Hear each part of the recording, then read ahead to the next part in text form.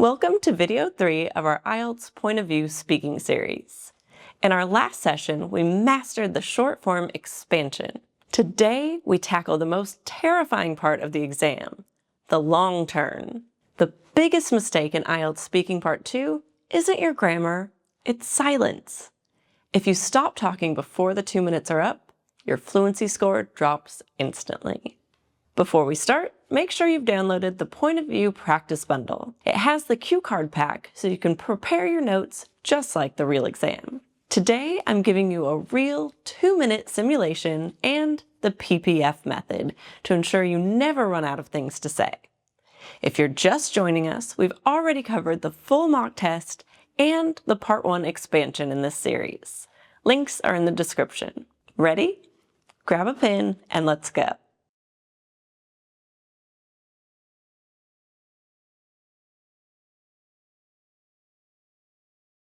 You have 1 minute to prepare.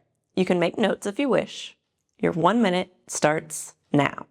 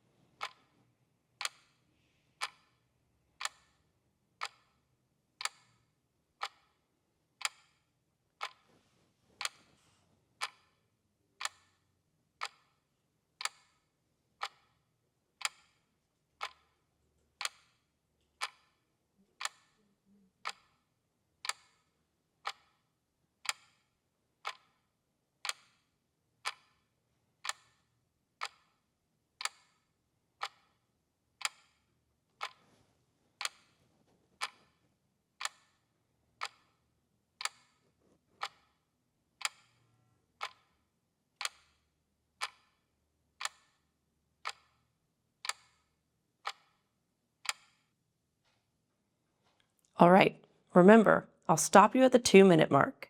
Please start speaking now.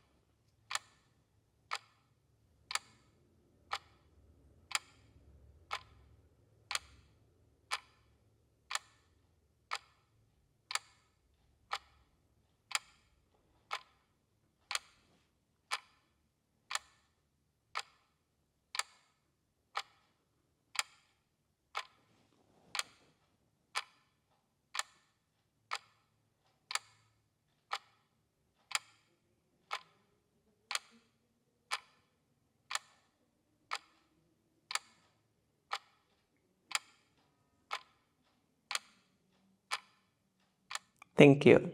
So, how did that feel? If you stopped around 60 seconds, you're likely sitting around a band 5.5. To hit a band 8 or higher, you need to use the PPF method, past, present, and future. For past, take about 45 seconds to set the scene. Talk about your life before the move. Present should also be about 45 seconds. Here, you should talk about the move itself. Use some sensory details like smells or sounds. Talk about the future for about 30 seconds. Here, you can talk about how it changed you or if you would do it again. By breaking your 2 minutes into these 3 buckets, you aren't just describing a move, you're telling a story.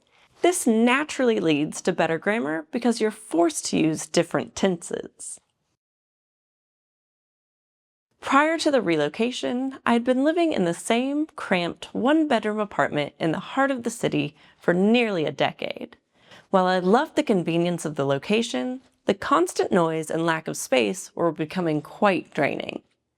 I had reached a point where I felt I was outgrowing my surroundings, and I desperately needed a change of pace. I spent months searching for the perfect spot, feeling a strange mix of nostalgia for my old neighborhood and a growing hunger for something new. The actual moving day was a total whirlwind. I have to admit I found the transition quite daunting, especially the logistical nightmare of packing up 10 years of my life into cardboard boxes.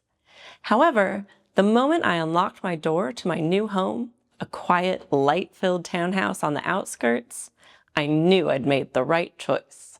The first thing that struck me was the sheer tranquility of the area. Instead of sirens, I could hear birdsong.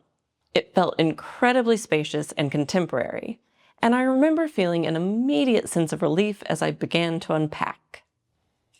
In retrospect, it was a pivotal moment for me. It wasn't just about moving furniture, it was about reclaiming my mental clarity.